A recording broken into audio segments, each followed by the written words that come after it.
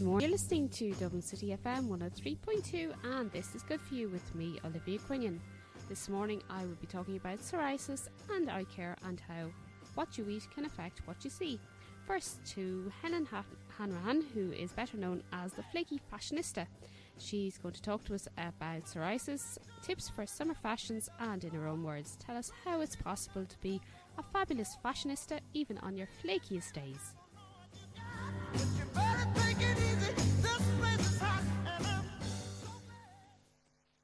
Good morning, Helen. How are you? I'm great, thank you. Good. First of all, if you wouldn't mind, could you tell me what psoriasis is? Sure. Psoriasis is a skin disorder, or skin disease, I suppose I should say, and it is inherited.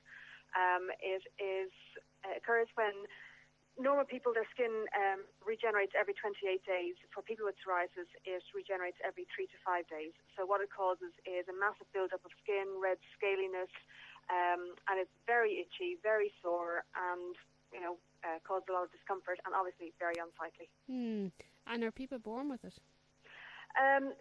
Everybody has, not everybody, 10% of the population actually have the gene for it. Okay. It only actually comes out in between 2 to 3% of those people. The reason is it can be varied. I mean, a lot of stress factors can actually cause it to occur, or in many cases, actually, it's a streptococcal throat is the reason for it to sort of flare up. Which is unusual.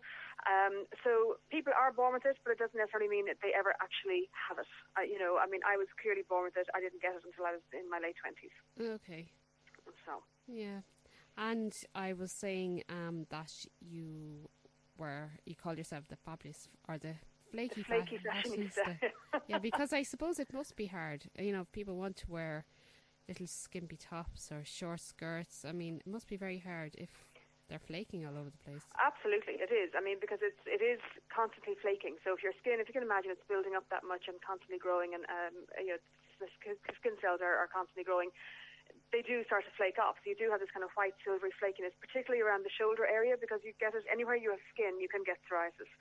So it will occur on your scalp, which will then fall onto your shoulders and looks like dandruff. Okay.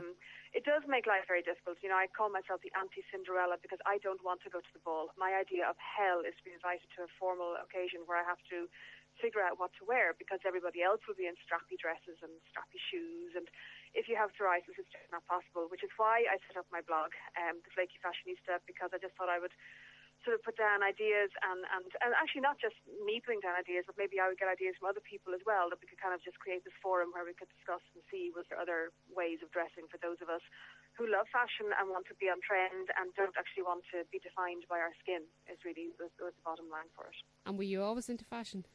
Always loved it, yes. I actually was saying to somebody recently, my very first handbag, I was 4.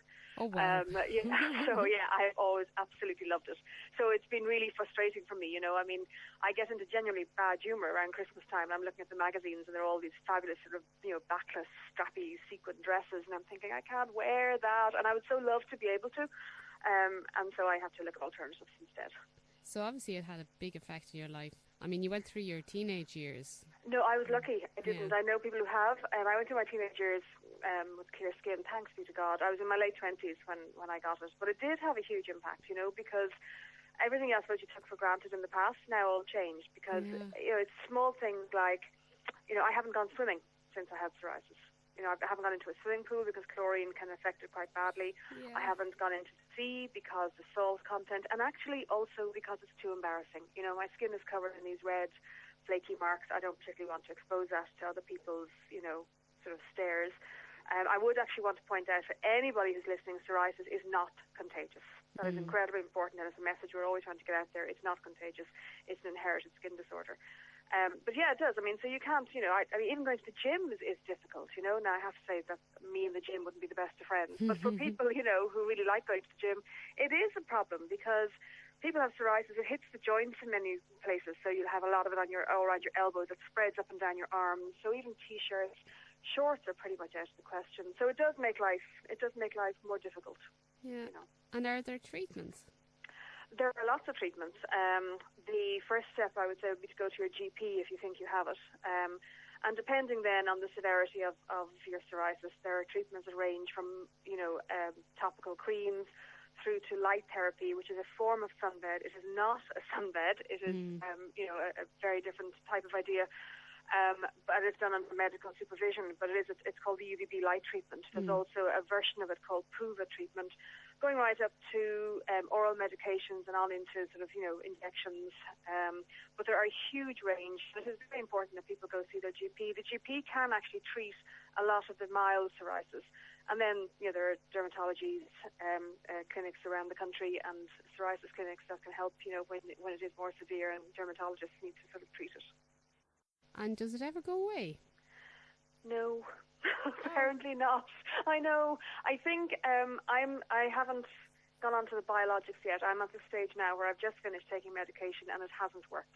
So I'm undergoing the blood test, etc., to see that I am a suitable candidate to move on to what they call biologics, which are these self-injecting medications. My understanding is that people who have taken these successfully have been clear for quite a number of years. So that is my great hope. Oh, wow. But it's never fully gone. It's like being, I suppose, like having diabetes or something. You always have it. It's a question of managing it and controlling it. Yeah. So it can kind of come back, really. It can.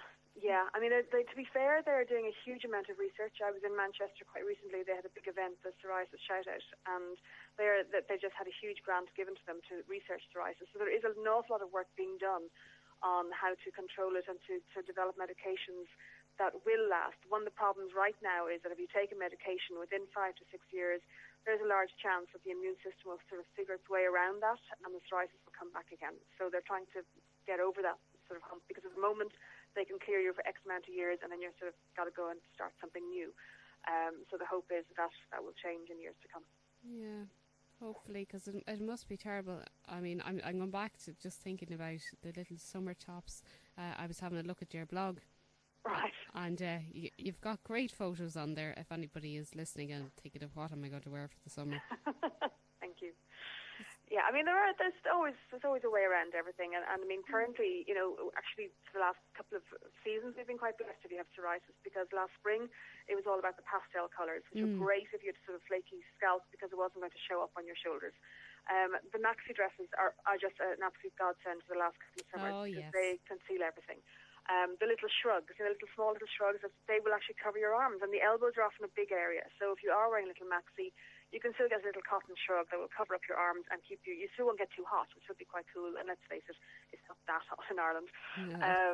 And then, also the new style of the harem pants or the jogger pants. They come in so many different fabrics now, and they're very loose, so they're easy to wear around, your legs if they're badly affected. So that all helps. I mean, I wear vest tops, so I have a little shrugs with them. And to be honest with you, if the sun is shining, in most cases, sun is great for psoriasis. It actually heals it quite well. Now, I understand there's a small percentage of people that have the reverse effect. But if you're one of the majority who do have psoriasis, I would say get out into the sun, if possible at all. So I would tend to go out in the back garden and, hope that nobody's looking out over the wall of me, because I'll be in shorts and a vest top, because the sun really does help. It really does. I've actually heard people saying before that they've started to get a little bit of psoriasis somewhere and they've gone into the sea and it's completely cured it. Into the sea? Yeah, salt water. The big thing about the disease is that it's what they call a bespoke disease. Everybody has different reactions to different things. I went to the International Psoriasis Clinic in the Dead Sea in Israel at one stage. I was so desperate to be cured, and that didn't work for me. So, I mean, but it's, again, certain things work for certain people. The light treatment I mentioned earlier, there are people who can get remission and be completely clear for up to a year after being treated on that. For me, the effects lasted about a week. So it's entirely dependent. Unfortunately, if there was one cure, it would be fantastic. But unfortunately, everybody's skin reacts differently. So you just have to find your own solution. Exactly. Yeah, it's all trial and error. Yeah. And you were mentioning there about wearing different types of clothes. So obviously, different things will rub off you. If you've tight clothes on you, they're going to accept it. Absolutely, yeah. And again, it's a trial and error thing with people. I tend to sort of say that for me, cashmere is fine. I can wear cashmere because, clearly I have very expensive taste. Yes. Wow. But then I've heard from other people saying they can't wear it at all. I couldn't, for a minute, wear 100% wool. I couldn't wear mohair, anything, Angora, none of those. I would be scratched within seconds. It's all dependent on each person. So knitwear particularly, I would say, I've always said don't buy it online because it's too hard to know if you're going to get it right or wrong. With the tighter jeans, I love my skinnies, but I tend to wear a lot of cotton skinnies as opposed to wearing the real rough denim, I don't actually, despite my blogging online, I don't buy a huge amount online because I think if you have a disease like this, because it is just so contrary in what does or doesn't suit it, it's actually easier to go out to shops and try things on. And I suppose you can actually feel what is exactly material. Just feel what it's like, yeah. Having said that, the online facility is great as well, and if you're in a situation where you just find it too stressful or even too embarrassing, it is great to be able to just order a load of stuff online, get it sent to you, try it on in the comfort of your own home, and send back what doesn't work, Yeah, so anybody's listening and they've got a big event that they have to go to, like Cinderella going to the ball or a wedding, say, what would your advice to them be if they want to wear a dress? If they want to wear a dress, as I said earlier, at the moment the maxi dresses are fantastic. I would actually, Google long sleeved evening dresses. Places like the new wonders of the fashion world are Lennon and Courtney, from Off the Rails. Yeah. They have actually produced some beautiful evening dresses with long sleeves, and they are round neck, long sleeves, full length dresses, which sound really dull and boring, but are actually gorgeous. It's not impossible to find them. I've been to a ball quite recently, and I wore a tuxedo, a white tuxedo. Oh, wow. So I wore the black trousers, and I wore a white tuxedo jacket that had the black little lapels and then a black silky bustier thing underneath, and I got away with it. Wow. So it's a question of just thinking outside the box. And I love the idea of the white tuxedo jacket. Actually, it was Olivia Palermo, that great style icon, who started that, and that's been adopted. I always consider that to be a great one for somebody with psoriasis because you're getting away with a formal look, but you're still staying covered. And it's white. Yeah, it's white, exactly. So it kind of ticks all the boxes. So your blog is theflakyfashionista.com. Flakyfashionista.com. And you're on Twitter at Flaky Fashion. At Flaky Fashionista, yeah, and I'm also on Facebook as well, the Flaky Fashionista. So you'll find me. I'm all over the place.